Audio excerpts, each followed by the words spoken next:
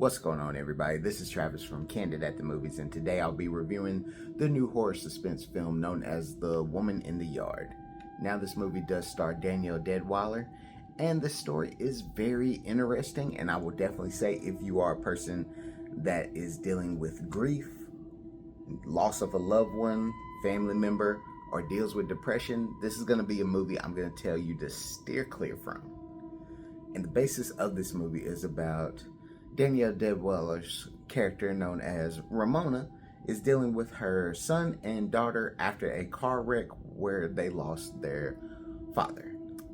And while this is going on, they're trying to get through life, deal with everything that they've dealt with, all of the grief and trauma.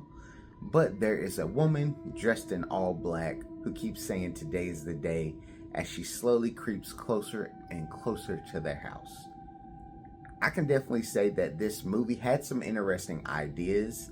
It definitely was something that I thought was gonna be pretty good.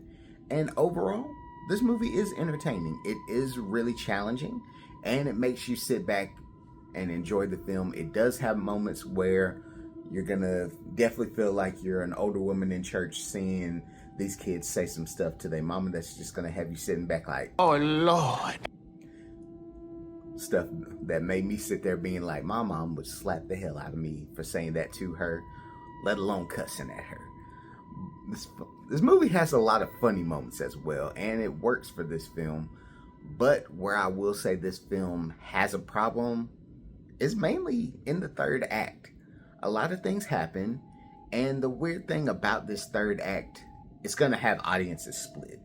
Now, I will say if you go in to see this movie, go in with a big audience with you. Preferably, if you got a huge black crowd in there, you're gonna have a good time. They're gonna make the movie even more fun for you. But the ending is gonna have you split.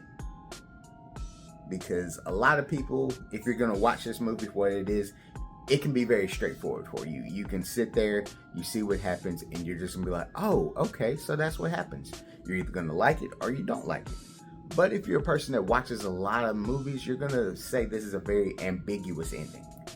You might be second guessing a lot that you saw, and by the end, you don't know if you appreciate that ending or if you hate that ending. And going from both of those angles, still, that does make the movie either a hit or a miss for you. For me, I personally thought this was more so a mix of both. If you go with the practical ending, it makes perfect sense, overcoming all the darkness in your life and moving forward. If you go the other ending, pretty dark. And honestly, if you have to compare it to anything, if you go the pretty dark route, you'll compare it to this. I'm not gonna say the name because that could fully ruin everything for you. But I feel that you cannot deny the performances in this movie. Danielle Deadwyler knocks it out the park again. She's a great actress.